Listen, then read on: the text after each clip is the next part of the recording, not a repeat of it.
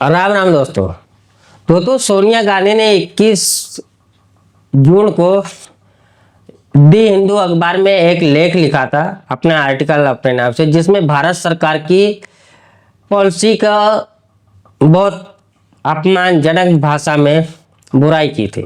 जिसमें उनका कहना था कि आपको ईरान का साथ देना चाहिए, ईरान हमारा दोस्त है और हमेशा ईरान हमारे साथ खड़ा रहा। इसके जवाब में इजराइल के राजदूत ने सोनिया गांधी को एक तरह से लताड़ा है, सोनिया गांधी को उनकी औकात बताया है और जो उनकी सोनिया गांधी की मुल्ला पॉलिसी है उसमें प्रहाराघात किया है। इजराइल के राजदूत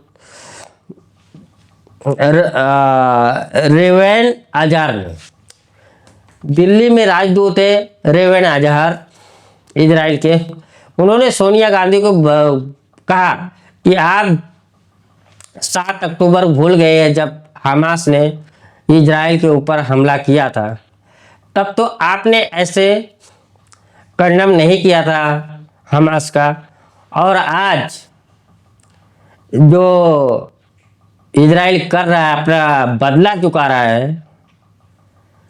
जो ईरान चाहता है कि ये धरती पे यहूदी नाम की चीज रहे ही नहीं, वो अपनी नस्ल बचाने के लिए जंग लड़ रहे हैं, तो आप सिखा रही है, आपको इतिहास के बारे में पता नहीं है।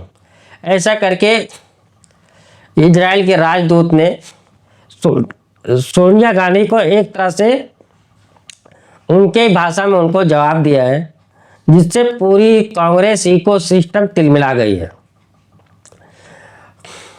जो भी हमास के सपोर्टर भारत में है और ईरान के सपोर्टर है, वो पूरी तरह से तिलमिला गए हैं इजराइल के राजदूत पे। लेकिन इनका क्या फायदा, लेकिन जब भी इनको सच से सामना होता है तब तक ये कांग्रेसी और कांग्रेसी इकोसिस्टम को तकलीफ जरूर होती है।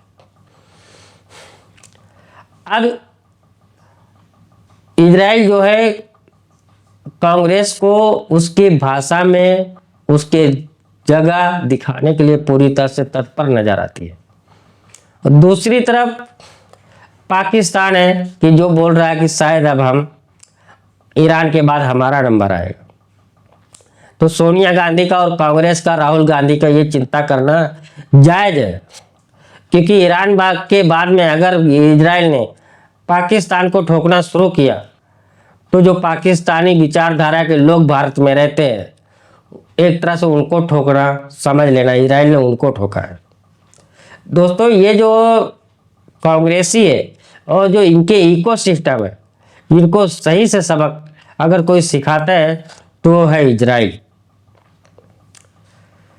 अब अगला नंबर अगर इजराइल ने पाकिस्तान का लगा दिया, मैं ये नहीं कह रहा हूँ लगाएगा, अगर गलती से लगा दिया, और जो कि पाकिस्तानी भी कह रहे हैं, वहाँ के न्यूज़ चैनल भी कह रहे हैं कि अगला नंबर हमारा है, तो समझ लो कि भारत में जो पाकिस्तानी इकोसिस्टम है, पाकिस्तानी विचारधारा के लोग हैं, और कांग्रेस की इकोसिस्टम पूरी तरह से खत्म हो जाएगी। दोस्तों, जय हिंद, वंदे मातरम, भारत माता की जय हो।